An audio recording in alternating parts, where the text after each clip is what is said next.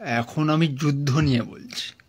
আমরা বিভিন্ন খবরে দেখে থাকবেন যুদ্ধ নিয়ে বলছে, এই ওই সেই বিভিন্ন আপনি যুদ্ধ নিয়ে আপনারা শুনছেন, কিন্তু বুঝতে পারছেন না। ভাবছেন এই কিছু একটা হয়ে যাবে, এই কিছু একটা হয়ে যাবে। ব্যাপারটা হচ্ছে এখন মাল্টিপোলারাইজেশন হয়ে গেছে। মানে যে পাওয়ারকে মাল্টিপোলারাইজ করা হচ্ছে। এবার একজন তো রেগে যাবেই, সে চাইবে যে আমার যেন ক্ষমতা আসুক বা ক্ষমতা হোক।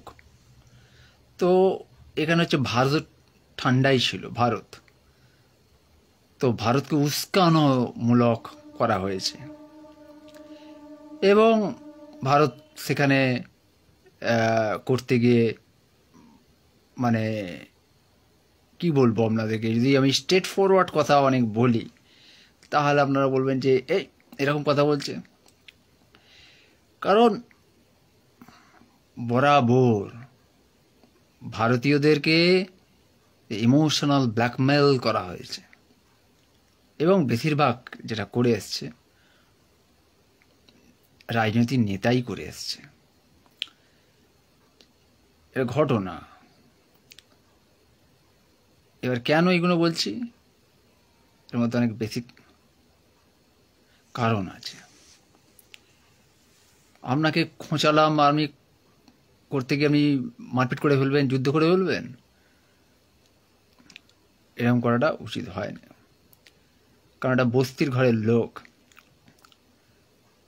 সে মাতলামিপনা করতেই পারে, করে 10তলা বিল্ডিং একটা ঢিল মেরে দিল, তা আপনার সেখানে করা উচিত সিস্টেমেটিক্যালি করা উচিত না।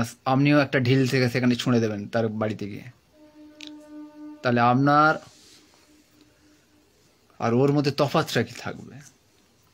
সেটাই হয়েছে।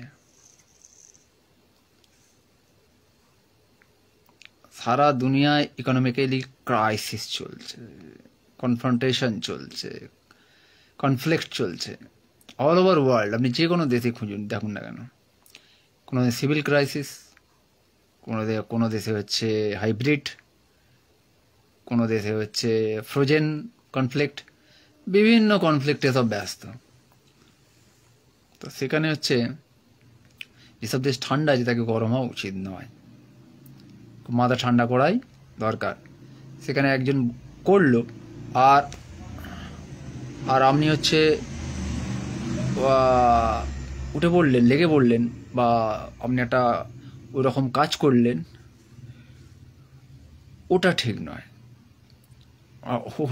ওটা ভুল কাজ হয়েছে। কারণ যে দেশ হচ্ছে IMF ব্ল্যাকলিস্টেড ছিল, FATF সে গ্রে লিস্টেড করে দিয়েছে, এমনি প্যারালাইজড ইকোনমিক্যালি, তাকে আর মারার প্রয়োজনই নেই। এবার সে একটুখানি হয়েই করছে, সেখানে নিজের ঘরকে ডিফেন্সিভ করে রাখা দরকার।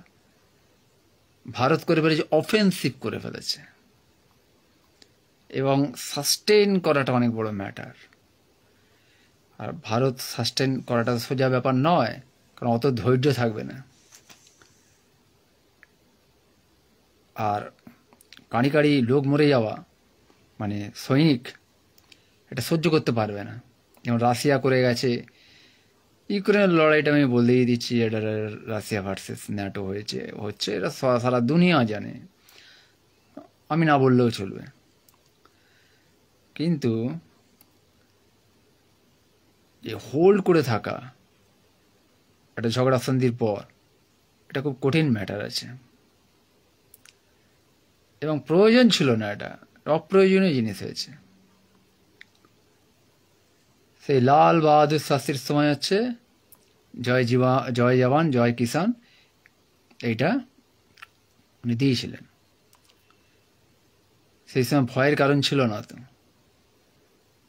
আর সারা পৃথিবীর বুকে যত ডিফেন্স দেখবেন, এয়ারফোর্স দেখবেন, নেভি দেখবেন, এরা হচ্ছে ওয়্যার মঙ্গার থাকে। এদেরকে শুধু একবার বলবেন, তারপরেই এরা লেগে পড়বে একদম। কিন্তু এদের উপরে যখন আপনি দায়িত্ব ছাড়বেন, তখন ওরা বুঝে যাবে যে আপনার নিজস্ব ডিসিশন নেওয়ার কোনো ক্ষমতা নেই। ওই অ্যাকচুয়ালি হচ্ছে আপনি ওদেরকে দায়িত্ব দিচ্ছেন, মানে যুদ্ধ করারই দায়িত্ব দিয়েছেন। ওটা কোনো সিদ্ধান্তমূলক হলো না, মানে ডিসাইসিভ ডিসিশন বলে, ইংলিশে বলে ডিসাইসিভ ডিসিশন, মানে নির্ণায়ক সিদ্ধান্ত সেটা আপনি নিতে পারেননি। এবং যাদেরকে ছেড়েছেন তারা হচ্ছে ওয়্যার মঙ্গার, তারা করবেই যুদ্ধ, আপনি না বললেও করবে যুদ্ধ। আপনি যদি নাও বলেন তাও ওরা যুদ্ধ করবে, যখন ওদের হাতে আপনি ডিসিশন ছেড়ে দেবেন। ওরা বুঝে যাবে যে এনার কোনো দম নেই, মানে আর কিছু হাল ছেড়ে দিয়েছে, এবার আমাদের হাতে চলে এসছে, এবার আমরা ওরকম করবোই, কারণ আমরা তো যুদ্ধ করার জন্য প্রস্তুত। আর আপনাদের হাতে ডিপ্লোম্যাটিক কোনো ওয়ে নেই বলেই ওরকম করেছেন। এটা হচ্ছে ঘটনা। যাক, রিসেন্ট তো সারা পৃথিবী জুড়ে, তো কিছুক্ষণ আগে আমি টিভিতে শুনতে, বিভিন্ন কথা আমি শুনি টিভিতে, ন্যাশনাল ইন্টারন্যাশনাল নিউজগুলো দেখি। তো ভারতের হচ্ছে ঠান্ডা থাকা দরকার এই সময়, উত্তেজিত হওয়ার কোনো প্রয়োজন নেই। কিন্তু উত্তেজিত যেভাবে মানে অ্যাগ্রেসিভনেস হয়ে গেছে, অটোমেটিক এসে গেছে, এটাকে সাস্টেন করে থাকা অনেক কঠিন ব্যাপার হয়ে যাবে।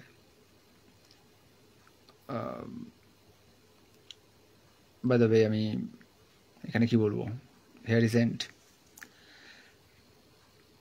কারণ কোনো এখন হচ্ছে ড্রোন ওয়্যারফেয়ার আছে বলতে গেলে, ডিটেক্ট করতে হবে, যেমন বলছিল আমি এগুলো জানি, ইন্টারসেপ্ট করতে হবে, ডিস্ট্রয় করতে হবে। কিন্তু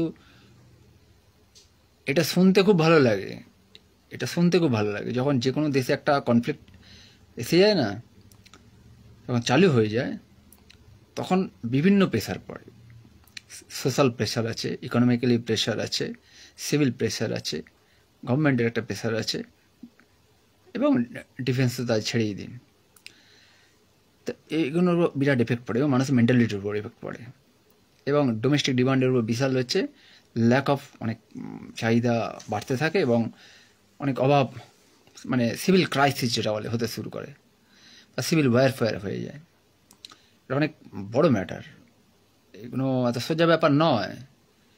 আপনি অন্য দেশে দেখছেন, খুব সুন্দর দেখছেন, আমার ভালো লাগছে টিভিতে বসে দেখছেন, কিন্তু যখন অরিজিনাল জিনিসগুলো হবে না, তখন কঠিন। There is no limit to endurance. Thank you. মানে বাংলায় সহ্য সীমানার বাইরে। Thank you.